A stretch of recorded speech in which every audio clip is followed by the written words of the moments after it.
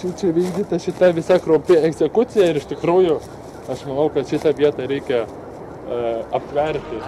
Nuo scenos pasitraukęs, tačiau ir vėl į ją planuojantis sugrįžti klaipėdietis Mindaugas Jonušas, geriau žinomas kaip Minedas užpuolikų taikinyje.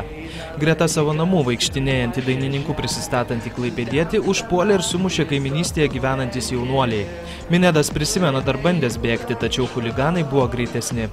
Tai aš esu ne pirmas pavyzdys jau Klaipėdoj. Tai ir Bernin buvo sumušta, ir mūsų Kitarasovas, ir taip toliau. Nukentėjusiojo teigimu jam stipriai sumušta alkūnė, negali ištiesti sužeistos rankos.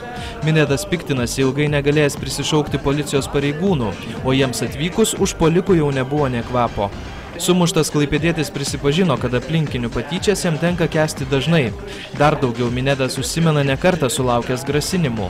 Chuliganai dainininkui ramybės neduoda net bažnyčioje. Maldos namuose mėtos akmenėm ir buvo kreiptasi netgi į kunigus. Bet jie, aiškus, padaryti nieko negali, belieka už juos tik tai melstis už tos vaikus.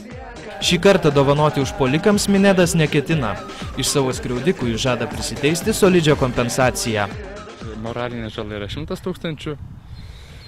Turtinė dabar su batais tai jau sieks apie 700 litų.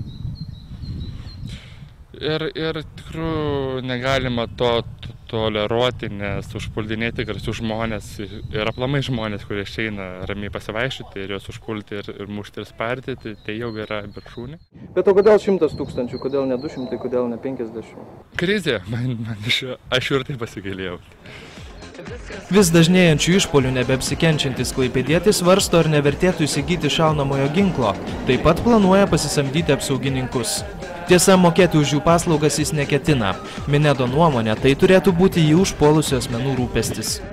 Aš norėčiau palinkėti, kad jie pasimtų kreditus ar ten kažką, ar parduotų mašinas, ar savo turtą išpardavėti, kad jie turėtų iš ko susimokėti, nes šitas reikalas taip pat nepaliks. Klaipėdos policija dėl Minedo užpuolimo pradėjo ikiteisminį tyrimą. Atlikėją sumušusiems asmenims gresia viešieji darbai, bauda, laisvės apribojimas arba laisvės atėmimas iki 2 metų.